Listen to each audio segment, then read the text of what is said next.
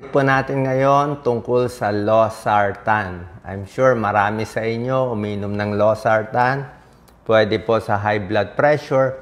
Actually, itong mga gamot na may sartan, marami sila. Halos pare-pareho naman yung effect eh. Losartan, valsartan sa high blood, telmisartan, olmesartan, halos pare-pareho. So, tama pa rin yung sinasabi ko tungkol dito pag ito yung mga gamot ninyo. Ang bibigay ko muna yung mga benefits. Sino ang matutulungan ng losartan at ibang sartan. So, sa isang grupo ng tao na may high blood, malaking tulong ang losartan. Pero meron ding grupo ng mga pasyente na hindi makakatulong ang losartan. So, hindi siya one size fits all na pag nakikinig kayo dito, lahat iinom. Hindi po. Papakita ko sa inyo yung benefits ng losartan, kanino bagay, at mamaya yung 10 bawal gawin at yung possible side effects kung umiinom kayo ng losartan. Ang losartan, ang trabaho niya, pinapababa niya yung blood pressure. Isa to sa epekto niya. Binablock niya yung angiotensin receptor blocker siya. So, pinapaluwag niya yung mga artery. So, pag lumuwag yung mga artery ng katawan, bababa yung blood pressure. Ayon sa mga pag-aaral, ito po inaaral namin bilang cardiologist, bilang internist, ito yung mga pinag-aralan namin. Yung mga umiinom ng losartan, nakita nila mas hindi nai-stroke. Proven to. Ito sigurado na patunayan. Mas hindi nai-stroke, mas hindi sila na-heart attack. Kung may high blood ka at umiinom ka ng losartan. Although, yung amlodipine na favorite ko ring gamot, ganun din siya. Bawas stroke, bawas heart attack din siya. Okay, mamaya, papakita ko rin difference ng amlodipine sa losartan. Pero ang losartan, may dagdag benefits pa siya. Ang losartan, maganda siya sa heart failure. Kung kayo ay mahina ang puso, nasabihan lumalaki ang puso, nasabihan kumakapal ang puso, may left ventricular hypertrophy, pwede sa ECG, pwede sa 2D echo, kumakapal ang puso, lumalaki ang puso, humihina yung ejection fraction sa 2D echo, bagay na bagay itong mga sartan.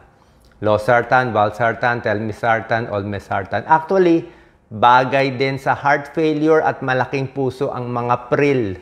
Yung mga pril na gamot, ACE inhibitor, ito yung mga enalapril, captopril, lisinopril. So, maganda rin siya. So, yan bukod sa high blood, heart failure, maganda. Isa pa, yung mga takot magkaroon ng diabetes. Yung at risk magkaroon ng diabetes, may lahi ng diabetes, mataba, lalaki, mahilig sa matatamis. Yung umiinom ng losartan para sa high blood, mas bumababa ang tsansa nilang magka-diabetes. So, napakagaling. Ang dami niyang added benefit. Diba? At bukod dito, meron pa isang use ang mga sartan. Itong angiotensin receptor blocker. Ang use niya para sa mga may early stage ng kidney disease. Ito, lilinaw ko. Kailangan malinaw na malinaw. Bawal inumin ang gamot kahit anong binabanggit ko nang hindi nagpapakita sa doktor. Ang final decision, cardiologist nyo or nephrologist, kidney specialist. Pero ikukwento ko na sa inyo. Sa kidney disease kasi, chronic kidney disease, 5 stage yan. Stage 1, stage 2, hanggang stage 5. Stage 5, stage 4, papuntang dialysis yan. Sobrang taas ng creatinine. Stage 1, stage 2, early pa lang yung kidney disease. Baka konting taas pa lang ng creatinine, konting protina pa lang lumalabas sa ihi. Chronic kidney disease, stage 1, stage 2. Itong early stage, posible, ulitin ko, posible matulungan ng mga sartan. Pero ang nephrologist nyo lang po ang pwede magbigay. So kung meron kayong chronic kidney disease, early stage, stage 1, stage 2, punta kayo sa nephrologist nyo, baka lang bigyan kayo nitong mga losartan, valsartan, or telmisartan either doon. Pero siya po magdi-decide. Actually, minsan nga kahit walang high blood, binibigyan nito para sa kidney disease. Pero tulad na sinasabi ko, hindi kayo pwede iinom ng basta-basta kasi sobrang sensitive at mahirap ang pagbigay. Ito yung mahirap sa pagdodoktor. Hindi siya basta-basta lahat ng pasyenteng may chronic kidney disease bibigyan ng losartan, mali po yun. Hindi. Ang gagawin ng nephrologist nyo, kung stage 1, stage 2 chronic kidney disease, baka bigyan ka na isang sartan, susubukan ka nitong isang losartan or ibang sartan. Pag binigyan ka niya, siguro in 1 to 2 weeks, uulitin yung creatinine mo. Pag yung creatinine mo bumaba, gumanda, ay baka ituloy-tuloy yung losartan. Pero may tsansa din, pag binigyan ng losartan ang chronic kidney disease stage 1, stage 2, pwedeng lumala. Pwedeng tumaas ang creatinine, pwede din mag-kidney failure. So, sino makakaalam kung yung stage 1 kidney disease mo ay lalala o bubuti with losartan? Actually, walang makakaalam, kaya nga siya trial eh. Pero basically, sa mga pag-aaral, parang mas panalo. Parang mas panalo kaysa talo. Kaya sinasabi ko sa inyo, mahirap siya. Okay? Pero sa high blood lang, kung high blood lang issue nyo, pwede losartan. Kung ang issue nyo lang, malaki ang puso, mahina puso, pwede losartan. Takot sa diabetes, pwede rin losartan. Okay? Ngayon naman, ano yung mga bawal gawin? Ano dapat ingatan? Okay. Habang sinasabi ko 10 iingatan, makikita nyo na rin yung mga side effect ng losartan at kung ano rin yung talo niya. Okay. Meron din siyang mga ibang kahinaan. Okay. Ano yung kahinaan ng losartan? Ang kahinaan niya is mas mahina siya magpababa ng blood pressure kumpara sa amlodipine. Kumbaga, pag nag-boxing tong dalawa, pag naglaban ng losartan sa amlodipine, nag-boxing sila, pampababa ng blood pressure, laging panalo si amlodipine. Si amlodipine kasi, 24 hours ang epekto, tsaka malakas. Panalo siya ng mas nabababa niya yung mga super high blood, matigas ang blood pressure, ayaw bumaba, diba? Mataba, matigas ang ulo, amlodipine para tulog yung high blood mo, makontrol. Losartan, nakokontrol din yung high blood pero mas mahina. Isa pang problema sa losartan. Sa losartan, after 12 hours, medyo hihina na epekto niya. Uminom ka sa umaga, after 12 hours, sa gabi, medyo mahina na. Pagdating ng 24 hours, kinabukasan, ang epekto, uminom ka ng umaga ng losartan, gabi, mahina na epekto. Ibig sabihin, mahina na control sa blood pressure. Paggising mo next day, 24 hours, ang epekto na lang ng losartan mo, 25%. So, medyo mahina na. Hindi katulad ng amlodipine, ininom mo kunwari sa umaga, hanggang gabi, hanggang kinabukasan, meron pang epekto kasi mas malakas siya. Pero, on the other side, sinabi ko nga sa inyo, may added benefit naman yung losartan, di ba? Malaki yung puso, iwas diabetes. So, ito yung mga 10 dapat ingatan. 10 dapat bawal gawin sa uminom ng losartan. Number 1, hindi pwede tigil bigla. Okay? Lahat naman gamot sa high blood eh. Kasi pag tinigil mo bigla, walang paalam sa doktor, after 2 to 3 days, pwedeng tumaas. Although wala naman siyang rebound effect. Hindi yung pag tinigil mo may mangyayari sa'yo. Ang mangyayari lang, tataas lang yung blood pressure. Pero otherwise, wala naman talagang epekto mangyayari. Ang bawal itigil agad yung gamot na metoprolol. Yung mga olol. Ako, naka-metoprolol ako eh. Maganda yung metoprolol, mahina sa blood pressure, pamparelax, mabilis ang heart rate. Pero ang metoprolol at yung mga ibang olol, atenolol at iba pa, pag tinigil mo, imbis na bumagal ang heart rate mo, lalong bibilis. May rebound. Parang nasanay ka na sa metoprolol, binababa yung heart rate mo. Tinigil mo bigla ka magpapalpitate. So, dahan-dahan ang tanggal. So, wag lang biglang itatanggal. Ipaalam muna sa doktor. Number 2, pag naka-losartan, bawal uminom ng alak. Alak kasi nakakalasing, nakakasedate, at yung alak, nagpapataas ng dosis ng losartan. So, kung nakainom ka ng losartan, uminom ka ng alak, baka sumobra lakas yung epekto ng losartan, ma-low blood ka naman. Kasi uminom ka ng alak eh. Alak, bawal din sa amlodipine. Alak, bawal din sa antidepressant. So, sobrang alak, hindi rin maganda. Kasi dumadaan siya sa liver, sa atay. Losartan sa liver din dumadaan. Sa liver din nagme-metabolize. Number 3, ang isang side effect ng losartan, actually pwede mo sabihin good side effect. Magugulat kayo dito, hindi nyo pa alam to. Isang side effect ng mga sartan, nakakataas ng potassium level. Actually, maganda nga dapat mataas potassium, di ba? Maraming kababayan natin, low potassium eh. Pero syempre, aware tayo, pag naka-losartan, pwedeng tumaas ang potassium. Ibig sabihin, kung meron ka pa ibang iniinom, baka umiinom ka pa ng potassium supplement, o meron ka ibang potassium na iniinom para sa ibang sakit, tapos naka-losartan ka, baka sumobra taas ang potassium. So, bantay lang sa potassium kasi delikado yung mababang potassium, delikado din yung mataas. Aware lang na losartan, nagpapataas ng potassium. Pero sa normal na tao, okay lang dapat yun eh. Minsan gusto pa nga natin na tumataas yung potassium. Number 4, yan, number 4, huwag maging dehydrated. Diba, lagi ko sinasabi sa inyo, inom ng maraming tubig, 8 to 10 glasses tubig sa isang araw, diba? Bakit ko sinasabi tubig? Isip natin, tubig para sa kidney, tubig para sa mukha, tubig, ano ba? Kasi pampalakas, diba? Para sa tiyan, tubig. Pero ang tubig, pag umiinom ka ng mga gamot, kailangan mo rin maraming tubig. Pag maraming tubig kasi, yung liver natin, para gumana yung atay natin, kailangan din maraming tubig eh. Para umandar yung function niya. Pag dehydrated ka, okay, kulang ka sa tubig, diba? Pwedeng bumaba blood pressure mo. Nainitan ka, tapos naka-losartan ka, baka ma-low blood ka masyado. Baka magulo yung electrolytes mo. Okay, yung sodium, potassium mo, baka sumobra, baba. Diba? Nagtatai ka, dehydrated, nag-losartan, baka ma-low blood. Isa pa, number 4, mga senior. Okay, very important. Mga senior, 60 years old and above, usually, ang pag-process ng losartan mas mabagal. Ang pag-alis ng losartan sa katawan, mas bumabagal. Senior na kasi. Kaya, ang dose ng senior, parang mas malakas epekto sa kanila. So, in short, pag naka-losartan ka, 50 mg sa batang edad, 50 mg sa batang edad, baliwala.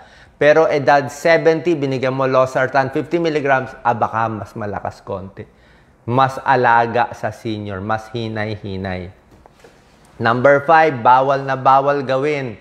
Kung umiinom sa losartan, ito, bawal na bawal gawin. Bawal magbuntis.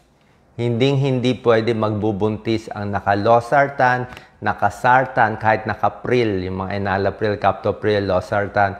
Bakit? May siguradong masamang epekto sa baby. Okay? Kaya kung bata pa kayo, magbubuntis pa, ibang gamot na lang inumin mo pang high blood. Mga amlodipine. Amlodipine kasi, medyo bawal din sa buntis, pero hindi ganoong kasama. May category yun eh. May category ng gamot sa buntis. A, B, C, D. A, category US FDA sa buntis, pwede inumin yung gamot. B, baka pwede inumin. C, medyo bawal inumin sa buntis. Category D, dog, bawal inumin. Ang losartan, category D. Ibig sabihin, bawal na bawal sa buntis. Nagpapadede, losartan, walang pag-aaral, pero hindi na rin natin sinasadya. So, ibang gamot pag buntis. Buntis na high blood, nifedipine, tsaka methyl-dopa, Aldomet, yun lang mga binibigay.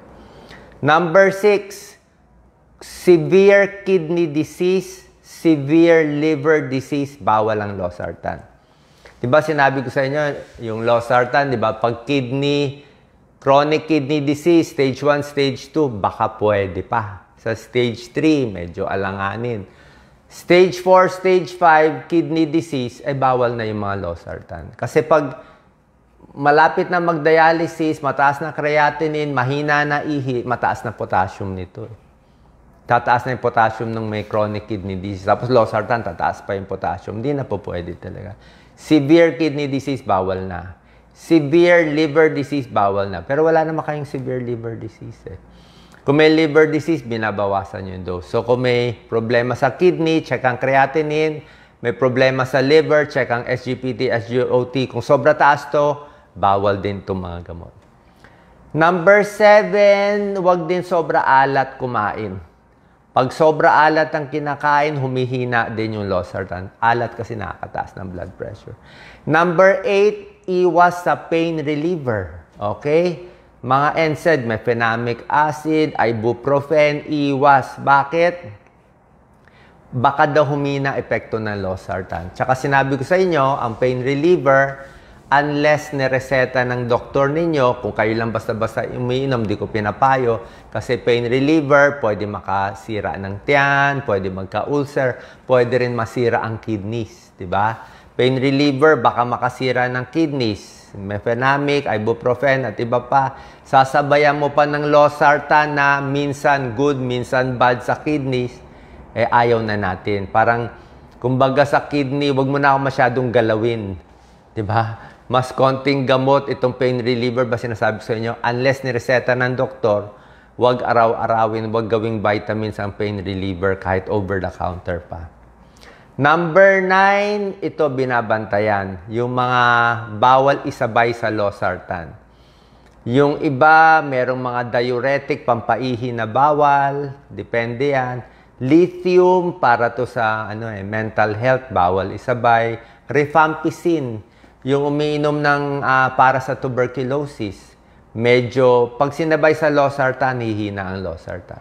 So, may mga gamot hindi pwede isabay sa losartan. And number 10, binabantayan natin side effects. Okay? Ano possible side effects? Ito naman, maliit lang naman ang chance ng side effect. Pero kung meron ka nito, di aware lang tayo. Side effect ng losartan, yung iba sinisipon-sipon. Okay? Tapos, yung iba naman, namamaga yung face. Pero bihirang-bihira to. Rare lang to. Very, very rare. Merong iba, inuubo. Inuubo. Actually, yung ubo, problema yun ng mga ACE inhibitors, yung mga captopril, enalapril, inuubo. Pero ang losartan, meron ding konting ubo, meron ding konting nasal congestion, pasipon-sipon, at upper respiratory tract infection. May possibility. Tsaka isa pang binabantayan sa losartan, actually kahit anong gamot, amlodipine, losartan, first 3 days. Yung unang 3 araw na pag-inom, syempre maselan yun eh. So, pag bago pa lang ang inom, gusto ko nga medyo mababang dosis, wag mo na biglang magja-jogging, magpapagod, magpapainit o tayo baba, kasi nag-a-adjust pa yung katawan mo eh. Ang takot natin, baka sumobra baba ang blood pressure eh. Baka first dose, sumobra baba. Pero kung 1 week ka na umiinom, sanay na yung katawan mo, okay na yun. Pwede na siya tuloy-tuloy. Okay? So, first 3 days, binabantayan lang, baka bumagsak yung blood pressure. Pero otherwise, tuloy-tuloy na siya. Okay? So, I think naturo ko lahat ng kailangan nyong alamin sa losartan. Pwede may pagkain, pwede walang pagkain. Tulad na sinabi ko, first 3 days, ingat lang, baka mahilo, baka bumaba ang BP. Pero otherwise, tuloy-tuloy lang to. Pwede ba itigil yung gamot? Kailangan pa alam nyo sa doktor nyo. Sabihin nyo, Doc, normal na BP ko, 130/80 na eh. Naka-losartan ako, naka-amlodipine ako. Titigil ko ba? Actually, hindi mo dapat itigil kasi normal nga yung BP mo. Kaya nga nag-normal yung BP mo, ito BP mo normal, 130/80. Kasi meron kang 2 gamot or 1 gamot. Pag tinanggal mo yung gamot, tataas ulit yung blood pressure mo. Kailan mo pwede itigil? Siyempre, papaalam mo sa doktor. Pwede mo itigil kung bagsak yung blood pressure mo. Kung bumagsak, kung 90/60 ka na lang, o sumobra baba. Ibig sabihin, nasobrahan, tsaka natin babawasan. Pero kung ang BP mo, 150/100, naka-losartan ka or naka-amlodipine ka, ibig sabihin, kulang ang dosis. And lastly, ano dose ng losartan? From 25 milligrams up to 100 milligrams a day. Yun lang ang dose. Ang availability, may 50 milligram tablet, may 100 milligram, pero 100 milligrams lang. Bawal lumampas sa 100, overdose. Okay? Pag hindi makuha yung high blood mo sa 100 milligrams ng losartan, dagdag tayo ibang gamot. Bawal i-overdose. Ang maganda na sa losartan, lumang gamot, may generic, murang-mura to, pwedeng-pwede sa mga kababayan nating mahihirap. Yung amlodipine, sinabi ko nga, mas malakas. Marami ding generic. Murang-mura din. Okay, sana po may tulong to. Share po natin sa ating kababayan. God bless po. Thank